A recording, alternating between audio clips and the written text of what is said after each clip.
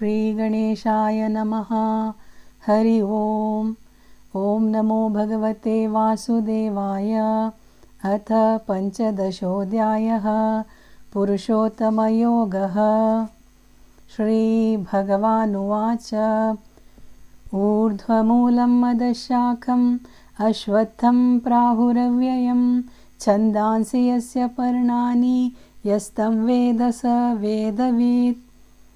ಭಗವಂತನು ಹೇಳಿದನು, ಎಂದೆಂದಿಗೂ ನಾಶವಾಗದ ಒಂದು ಅಶ್ವತ್ಥ ವೃಕ್ಷ ಇದೆ. ಅದರ ಬೇರುಗಳು ಮೇಲ್ಮುಖವಾಗಿವೆ, ಕೊಂಬೆ ಮತ್ತು ರೆಂಬೆಗಳು ಕೆಳಮುಖವಾಗಿವೆ, ಎಲೆಗಳು ವೈದಿಕ ಸ್ತೋತ್ರಗಳಾಗಿವೆ. ಈ ವೃಕ್ಷದ ರಹಸ್ಯವನ್ನು ತಿಳಿದವನು ವೇದಜ್ಞನೆನಿಸಿಕೊಳ್ಳುತ್ತಾನೆ. ಅಧಶ್ಚೋರ್ಧ್ವಂ ಪ್ರಸೃತಾಸ್ತಸ್ಯ ಶಾಖಾ ಗುಣಪ್ರವೃದ್ಧಾ ವಿಷಯಪ್ರವಾಲಾಃ ಅಧಶ್ಚ ಮೂಲಾನನುಸಂತತಾನಿ ಕರ್ಮಾನುಬಂಧೀನಿ ಮನುಷ್ಯಲೋಕೆ. ಮೇಲ್ಮುಖವಾಗಿ ಚಾಚಿದ ಹಾಗೂ ಕೆಳಮುಖವಾಗಿ ಹಬ್ಬಿದ ಇದರ ಕೊಂಬೆ ಮತ್ತು ರೆಂಬೆಗಳು ಪ್ರಕೃತಿಯ 3 ಗುಣಗಳಿಂದ ಪೋಷಿಸಲ್ಪಟ್ಟಿವೆ. ರೂಪ, ರಸ, ಗಂಧಾದಿ ಇಂದ್ರಿಯ ವಿಷಯಗಳು ಇದರ ಸಣ್ಣಪುಟ್ಟ ಕುಡಿಗಳು. ಇದರ ಕೆಳಭಾಗದಲ್ಲಿ ಹರಡಿದ ಬೇರುಗಳು ಮನುಷ್ಯನನ್ನು ಕರ್ಮಬಂಧನಕ್ಕೆ ಒಳಪಡಿಸುವಂತಹ ಕಾಮ್ಯಕರ್ಮಗಳಾಗಿವೆ. ನ ರೂಪಮಸ್ಯೇಹ ತಥೋಪಲಭ್ಯತೆ ನಾಂತೋ ನ ಚಾದಿರ್ನ ಚ ಸಂಪ್ರತಿಷ್ಠಾ ಅಶ್ವತ್ಥಮೇನಂ ಸುವಿರೂಢಮೂಲಂ ಅಸಂಗಶಸ್ತ್ರೇಣ ದೃಢೇನ ಚಿತ್ವಾ ತತಃ ಪದಂ ತತ್ಪರಿಮಾರ್ಗಿತವ್ಯಂ ಯಸ್ಮಿನ್ ಗತಾ ನ ನಿವರ್ತಂತಿ ಭೂಯಃ ತಮೇವ ಚಾದ್ಯಂ ಪುರುಷಂ ಪ್ರಪದ್ಯೆ ಯತಃ ಪ್ರವೃತ್ತಿ ಪ್ರಸತಾ ಪುರಾಣಿ. ಈ ವೃಕ್ಷದ ಯಥಾರ್ಥ ಸ್ವರೂಪವೇನೆಂಬುದು ಜಗತ್ತಿಗೆ ತಿಳಿದಿಲ್ಲ. ಇದು ಲೋಕದಲ್ಲಿ ಹುಟ್ಟಿದ್ದು ಯಾವಾಗ, ಎಷ್ಟು ಕಾಲದವರೆಗೆ ಇದು ಬದುಕಿ ಉಳಿಯುತ್ತದೆ, ಯಾವುದರ ಆಧಾರದಲ್ಲಿ ಇದು ನಿಂತಿದೆ ಇತ್ಯಾದಿ ವಿಷಯಗಳು ಯಾರೊಬ್ಬನಿಗೂ ಗೊತ್ತಿಲ್ಲ. ಆದರೆ ಬುದ್ಧಿವಂತನಾದ ಮನುಷ್ಯನು ವೈರಾಗ್ಯವೆಂಬ ಖಡ್ಗದಿಂದ ನಿಸ್ಸಂದೇಹವಾಗಿ ಇದನ್ನು ಬುಡಸಹಿತ ಕತ್ತರಿಸಿ ಆಮೇಲೆ ಆದಿ ಇಲ್ಲದ ಎಲ್ಲಿಗೆ ಹೋದರೆ ಹಿಂತಿರುಗಿ ಬರುವ ಅಗತ್ಯವಿಲ್ಲವೋ ಆ ಶಾಶ್ವತವಾದ ಲೋಕದ ಪ್ರಾಪ್ತಿ ಮಾಡಿಕೊಂಡು ಈ ಸಂಸಾರ ವೃಕ್ಷದ ತಾಯಿಬೇರಾದ ಆದಿಪುರುಷ ಭಗವಂತನ ಚರಣ ಕಮಲಗಳಿಗೆ ಶರಣಾಗತನಾಗಿ ಅನಾದಿ ಕಾಲದಿಂದ ಅನುಭವಕ್ಕೆ ಬಂದ ಸಂಸಾರ ಬಂಧನದಿಂದ ಬಿಡುಗಡೆ ಆಗುವಂತೆ ಪ್ರಯತ್ನಿಸಬೇಕು. ನಿರ್ಮಾಣ ಮೋಹ ಜಿತಸಂಗ ದೋಷ ಅಧ್ಯಾತ್ಮನಿತ್ಯ ವಿನಿವೃತ್ತ ಕಾಮಾಃ ದ್ವಂದ್ವೈರ್ವಿಮುಕ್ತಾಃ ಸುಖ ದುಃಖ ಸಂಜ್ಞೇಃ ಗಚ್ಚಂತ್ಯ ಮೂಢಾಃ ಪದಮವ್ಯಯಂ ತತ್. ಸಮಾಜದಲ್ಲಿ ಶುಷ್ಕವಾದ ಮಾನ ಮರ್ಯಾದೆ ಪ್ರತಿಷ್ಠೆಗಳು ಬೇಕೆಂದು ಬಯಸದವರು, ದುರ್ಜನರ ಸಹವಾಸ ಮಾಡದವರು, ಆಧ್ಯಾತ್ಮಿಕ ವಿಚಾರಗಳನ್ನೇ ಚಿಂತಿಸುವವರು, ಭೌತಿಕ ಸುಖದ ಕಾಮನೆಗಳನ್ನು ಮಾಡದವರು, ಸುಖ ದುಃಖಾದಿ ದ್ವಂದ್ವಗಳಿಂದ ಮುಕ್ತರಾದವರು, ಮೋಹರಹಿತರಾಗಿ ಭಗವಂತನಲ್ಲಿ ಶರಣಾಗತಿಯನ್ನು ಬಯಸುವುದು ಹೇಗೆಂದು ತಿಳಿದವರು ಶಾಶ್ವತವಾದ ಪರಮಪದವನ್ನು ಸೇರುತ್ತಾರೆ. ನ ತದ್ಭಾಸಯತೆ ಸೂರ್ಯೋ ನ ಶಶಾಂಕೋ ನ ಪಾವಕಃ ಯದ್ಗತ್ವಾ ನ ನಿವರ್ತಂತೆ ತದ್ದಾಮ ಪರಮಂ ಮಮ. ಪರಮಪದವನ್ನು ಪ್ರಕಾಶಮಾನವನ್ನಾಗಿ ಮಾಡಲು ಸೂರ್ಯ, ಚಂದ್ರ, ಅಗ್ನಿ, ಮಿಂಚು ಇತ್ಯಾದಿಗಳ ಅಗತ್ಯವಿಲ್ಲ. ಒಂದು ಸಲ ಆಸ್ಥಾನಕ್ಕೆ ಹೋದವರು ಈ ಐಹಿಕ ಪ್ರಪಂಚಕ್ಕೆ ಹಿಂತಿರುಗಿ ಬರುವುದಿಲ್ಲ.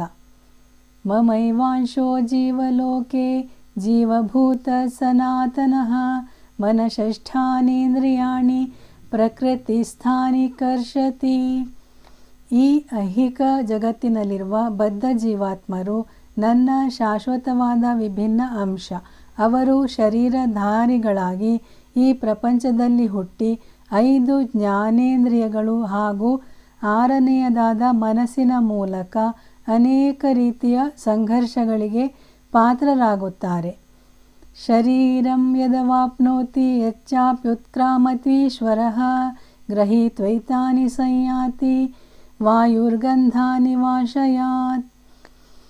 ಬೀಸುವ ಗಾಳಿಯು ಪುಷ್ಪದ ಸುಗಂಧವನ್ನು ಒಂದು ಕಡೆಯಿಂದ ಮತ್ತೊಂದೆಡೆಗೆ ಕೊಂಡೊಯ್ಯುವಂತೆ ಬದ್ಧ ಜೀವಾತ್ಮನು ತನ್ನ ಆಶೆ, ಅಭಿಲಾಷೆ ಮತ್ತು ಸಂಕಲ್ಪಗಳನ್ನು ಒಂದು ದೇಹದಿಂದ ಇನ್ನೊಂದು ದೇಹಕ್ಕೆ ತನ್ನೊಂದಿಗೆ ಕೊಂಡೊಯ್ಯುತ್ತಾ ಪುನಃ ಪುನಃ ಒಂದು ದೇಹವನ್ನು ಬಿಟ್ಟು ಇನ್ನೊಂದು ದೇಹವನ್ನು ಸ್ವೀಕರಿಸುತ್ತಾನೆ. ಶ್ರೋತ್ರಂ ಚಕ್ಷು ಸ್ಪರ್ಶನಂ ಚ ರಸನಂ ಘ್ರಾಣಮೇವ ಚ ಅಧಿಷ್ಠಾಯ ಮನಶ್ಚಾಯಂ ವಿಷಯಾನುಪಸೇವತೆ. ಜೀವಾತ್ಮನು ಒಂದು ದೇಹವನ್ನು ಬಿಟ್ಟು ಮತ್ತೊಂದು ಸ್ಥೂಲ ಶರೀರವನ್ನು ಪ್ರವೇಶಿಸಿ ನಿರ್ದಿಷ್ಟವಾದ ಕಿವಿ, ಕಣ್ಣು, ನಾಲಗೆ, ಮೂಗು, ಚರ್ಮ ಎಂಬಿ ಇಂದ್ರಿಯಗಳನ್ನು ಪಡೆದು ಮನಸ್ಸಿನ ಸಹಯೋಗದಿಂದ ಶಬ್ದ, ಸ್ಪರ್ಶ, ರೂಪ, ರಸ, ಗಂಧ ಇತ್ಯಾದಿ ವಿಷಯಗಳ ಆಸ್ವಾದನೆಯಿಂದ ಸುಖವನ್ನೋ ದುಃಖವನ್ನೋ ಅನುಭವಿಸುತ್ತಾನೆ. ಉತ್ಕ್ರಾಮಂತಂ ಸ್ಥಿತಂ ವಾಪಿ ಭುಂಜಾನಂ ವಾ ಗುಣಾನ್ವಿತಂ ವಿಮೂಢಾನಾನುಪಶ್ಯಂತಿ ಪಶ್ಯಂತಿ ಜ್ಞಾನಚಕ್ಷುಷಃ. ಜೀವಾತ್ಮನು ತನ್ನ ಶರೀರವನ್ನು ಯಾವಾಗ ಮತ್ತು ಹೇಗೆ ತ್ಯಾಗ ಮಾಡುತ್ತಾನೆ, ಪ್ರಕೃತಿಯಲ್ಲಿರುವ ಸತ್ವ, ರಜಸ್ಸು ಮತ್ತು ತಮೋಗುಣಗಳ ಪ್ರಭಾವದಿಂದ ಹೇಗೆ ಇನ್ನೊಂದು ದೇಹವನ್ನು ಪಡೆದು ಸುಖ ದುಃಖಗಳನ್ನು ಅನುಭವಿಸುತ್ತಾನೆ ಮುಂತಾದ ವಿಷಯಗಳನ್ನು ಮೂರ್ಖರು ತಿಳಿಯಲಾರರು. ಬುದ್ಧಿವಂತರು, ಜ್ಞಾನಿಗಳು ಮಾತ್ರವೇ ಇದನ್ನು ತಿಳಿಯಬಲ್ಲರು. ಯತಂತೋ ಯೋಗಿನಶ್ಚೈನಂ ಪಶ್ಯಂತ್ಯಾತ್ಮನ್ಯವಸ್ಥಿತಂ ಯತಂತೋಪ್ಯಕೃತಾತ್ಮಾನೋ ನೈನಂ ಪಶ್ಯಂತ್ಯಚೇತಸಃ. ನಿರಂತರ ಸಾಧನೆಯಿಂದ ಆತ್ಮ ಸಾಕ್ಷಾತ್ಕಾರವನ್ನು ಪಡೆದ ಯೋಗಿಗಳು ಇಂತಹ ಗಹನವಾದ ವಿಷಯಗಳನ್ನು ಸ್ಪಷ್ಟವಾಗಿ ತಿಳಿದಿರುತ್ತಾರೆ. ಆದರೆ ಆತ್ಮ ಸಾಕ್ಷಾತ್ಕಾರವನ್ನು ಮಾಡಿಕೊಳ್ಳದ ಅವಿವೇಕಿಗಳು ಇದೆಲ್ಲ ಯಾಕೆ, ಹೇಗೆ ನಡೆಯುತ್ತೆ ಎಂಬುದನ್ನು ಪ್ರಯತ್ನಿಸಿದರೂ ತಿಳಿಯಲಾರರು. ಯದಾದಿತ್ಯಗತಂ ತೇಜೋ ಜಗದ್ಭಾಸಯತೇಖಿಲಂ ಯಚ್ಚಂದ್ರಮಸಿ ಯಚ್ಚಾಗ್ನೌ ತತ್ತೇಜೋ ವಿದ್ಧಿ ಮಾಮಕಂ. ಇಡೀ ವಿಶ್ವವನ್ನೇ ಬೆಳಗಿಸುವ ಸೂರ್ಯನ ಪ್ರಕಾಶ, ಚಂದ್ರನ ಬೆಳಕು, ಅಗ್ನಿಯ ತೇಜಸ್ಸು ಇವುಗಳೆಲ್ಲ ನನ್ನಿಂದಲೇ ಹೊರಹೊಮ್ಮುತ್ತವೆ ಎಂದು ತಿಳಿ. ಗಾಮಾವಿಶ್ಯ ಚ ಭೂತಾನಿ ಧಾರಯಾಮ್ಯಹಮೋಜಸಾ ಪುಷ್ಣಾಮಿ ಚೌಷಧೀಃ ಸರ್ವಾಃ ಸೋಮೋ ಭೂತ್ವಾ ರಸಾತ್ಮಕಃ.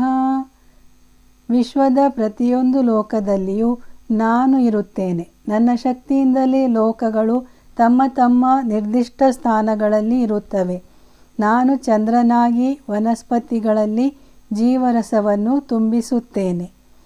ಅಹಂ ವೈಶ್ವಾನರೋ ಭೂತ್ವಾ ಪ್ರಾಣಿನಾಂ ದೇಹಮಾಶ್ರಿತಃ ಪ್ರಾಣಾಪಾನ ಸಮಾಯುಕ್ತಃ ಪಚಾಮ್ಯನ್ನಂ ಚತುರ್ವಿಧಂ. ಸಮಸ್ತ ಜೀವರಾಶಿಗಳ ದೇಹಗಳಲ್ಲಿ ನಾನು ಜಠರಾಗ್ನಿಯಾಗಿದ್ದು ಪಚನ ಕ್ರಿಯೆಯನ್ನು ನಿರ್ವಹಿಸುತ್ತೇನೆ. ಪ್ರಾಣಾಪಾನ ವಾಯುವಿನೊಡನೆ ಸೇರಿ ಭಕ್ಷ್ಯ, ಭೋಜ್ಯ, ಚೋಷ್ಯ, ಲೇಹಗಳೆಂಬ 4 ವಿಧದ ಆಹಾರಗಳನ್ನು ಕರಗುವಂತೆ ಮಾಡುತ್ತೇನೆ. ಸರ್ವಸ್ಯ ಚಾಹಂ ಹೃದಿ ಸನ್ನಿವಿಷ್ಟೋ ಮತ್ತಃ ಸ್ಮೃತಿರ್ಜ್ಞಾನಮಪೋಹನಂ ಚ ವೇದೈಶ್ಚ ಸರ್ವೈರಹಮೇವ ವೇದ್ಯೋ ವೇದಾಂತಕೃದ್ವೇದವಿದೇವ ಚಾಹಂ. ಪ್ರತಿಯೊಂದು ಜೀವಿಯ ಹೃದಯದಲ್ಲಿ ನಾನು ಇರುತ್ತೇನೆ. ನನ್ನಿಂದಲೇ ಸ್ಮರಣೆ, ವಿಸ್ಮರಣೆ, ಜ್ಞಾನ ಉಂಟಾಗುತ್ತದೆ. ವೇದಗಳ ಉದ್ದೇಶ ನನ್ನ ಸ್ವರೂಪವೇನೆಂದು ತಿಳಿದುಕೊಳ್ಳುವುದು ಮಾತ್ರ. ವೇದಗಳ ಕರ್ತೃವೂ ನಾನೇ, ವೇದಗಳ ಅರ್ಥವನ್ನು ತಿಳಿದವನೂ ನಾನೇ. ದ್ವಾವಿಮೌ ಪುರುಷೌ ಲೋಕೆ ಕ್ಷರಕ್ಷಾಕ್ಷರ ಏವ ಚ ಕ್ಷರಃ ಸರ್ವಾಣಿ ಭೂತಾನಿ ಕೂಟಸ್ಥೋಕ್ಷರ ಉಚ್ಯತೆ. ಹೇ ಅರ್ಜುನ, ಕ್ಷರರು ಮತ್ತು ಅಕ್ಷರರು ಎಂಬ 2 ವರ್ಗಗಳಿವೆ. ಈ ಐಹಿಕ ಜಗತ್ತಿನಲ್ಲಿರುವ ಶರೀರಧಾರಿಗಳಾದ ಎಲ್ಲ ಬದ್ಧಜೀವಿಗಳು ಶರರೆಂದು, ಮುಕ್ತಾತ್ಮರಾಗಿ ನನ್ನ ಪರಂಧಾಮವನ್ನು ಸೇರಿರುವ ಜೀವಿಗಳು ಅಕ್ಷರರೆಂದೂ ತಿಳಿದುಕೋ. ಉತ್ತಮ ಪುರುಷಸ್ತ್ವನ್ಯಃ ಪರಮಾತ್ಮೇತ್ಯುದಾರತಃ ಯೋ ಲೋಕತ್ರಯಮಾವಿಶ್ಯ ವಿಭರ್ತವ್ಯಯ ಈಶ್ವರಃ. ಈ ರೀತಿಯ 2 ವಿಧದ ಪುರುಷರಲ್ಲದೆ ಇನ್ನೋರ್ವ ಪರಮ ಪುರುಷನಾದ ಪರಮಾತ್ಮ ಎಂಬವನೊಬ್ಬನಿದ್ದಾನೆ. ಅವನೇ ಸಾಕ್ಷಾತ್ ಭಗವಂತನು. ಅವನು ಅಂತರ್ಯಾಮಿ ಪರಮಾತ್ಮನಾಗಿ 3 ಲೋಕಗಳಲ್ಲಿಯೂ ವ್ಯಾಪಿಸಿದ್ದು ಅವುಗಳ ರಕ್ಷಣೆಯನ್ನು ಮಾಡುತ್ತಾನೆ. ಯಸ್ಮಾಕ್ಷರಮತೀತೋಹಂ ಅಕ್ಷರಾದಪಿ ಚೋತ್ತಮಃ ಅತೋಸ್ಮಿ ಲೋಕೆ ವೇದೇ ಚ ಪ್ರಥಿತಃ ಪುರುಷೋತ್ತಮಃ. ನಾನು ಕ್ಷರ ಮತ್ತು ಅಕ್ಷರ ಪುರುಷರಿಂದಲೂ ಬೇರೆಯಾದ ದೇವೋತ್ತಮ ಪರಮ ಪುರುಷನು. ಆದ್ದರಿಂದಲೇ ನಾನು ಈ ಜಗತ್ತಿನಲ್ಲಿಯೂ ವೇದಗಳಲ್ಲಿಯೂ ಪುರುಷೋತ್ತಮನೆಂದು ಪ್ರಸಿದ್ಧನಾಗಿದ್ದೇನೆ. ಯೋ ಮಾಮೇವಮಸಮ್ಮೂಢೋ ಜಾನಾತಿ ಪುರುಷೋತ್ತಮಂ ಸ ಸರ್ವವಿದ್ ಭಜತಿ ಮಾಂ ಸರ್ವಭಾವೇನ ಭಾರತ. ಹೇ ಅರ್ಜುನ, ಸ್ವಲ್ಪವೂ ಸಂದೇಹವಿಲ್ಲದೆ ನನ್ನನ್ನು ದೇವೋತ್ತಮ ಪರಮಪುರುಷನೆಂದು ತಿಳಿದವನು ಸರ್ವಜ್ಞನೇ ಆಗಿರುತ್ತಾನೆ ಮತ್ತು ಅವನು ನನ್ನ ದೃಢವಾದ ಭಕ್ತಿ ಸೇವೆಯಲ್ಲಿ ನಿಷ್ಠೆಯಿಂದ ನಿರತನಾಗುತ್ತಾನೆ. ಇತಿ ಗುಹ್ಯತಮಂ ಶಾಸ್ತ್ರಂ ಇದಮುಕ್ತಂ ಮಯಾ ನಘ ಏತದ್ಬುದ್ಧ್ವಾ ಬುದ್ಧಿಮಾನ್ ಸ್ಯಾತ್ ಕೃತಕೃತಶ್ಚ ಭಾರತ. ನಿಷ್ಪಾಪನಾದ ಹೇ ಅರ್ಜುನ, ವೇದಗಳಲ್ಲಿರುವ ಅತಿ ರಹಸ್ಯವಾದ ಈ ವಿಷಯಗಳನ್ನು ನಾನು ನಿನಗೆ ವಿವರವಾಗಿ ತಿಳಿಸಿದ್ದೇನೆ. ಇವೆಲ್ಲವನ್ನು ತಿಳಿದವನು ಇನ್ನಷ್ಟು ಬುದ್ಧಿವಂತನಾಗಿ ತನ್ನ ಎಲ್ಲ ಪ್ರಯತ್ನಗಳಲ್ಲಿ ಪರಿಪೂರ್ಣತೆಯನ್ನು ಹೊಂದುತ್ತಾನೆ.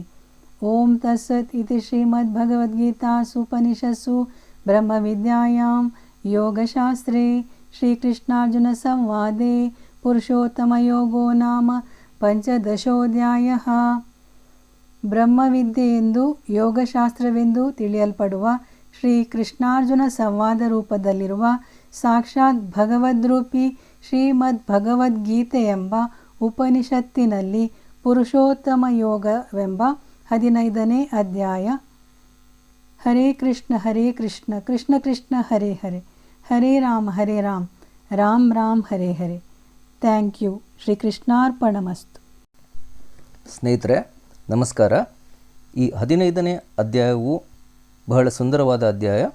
ಪುರುಷೋತ್ತಮ ಮಾಸದಲ್ಲಿ ಹಾಗೂ ಜೀವನದಲ್ಲಿ ಜೀವಾತ್ಮನು ಯಾವ ರೀತಿ ಸಂಸಾರ ಸಾಗರದಲ್ಲಿ ಪಯಣಿಸಿ ಪರಮಾತ್ಮನನ್ನು ಸೇರ್ತಾನೆ ಹಾಗೂ ಇದರ ಬಗ್ಗೆ ಸಂಪೂರ್ಣ ನಿರೂಪಣೆಯನ್ನು ಶ್ರೀಕೃಷ್ಣ ಪರಮಾತ್ಮನು ಇಲ್ಲಿ ಕೊಟ್ಟಿದ್ದಾನೆ.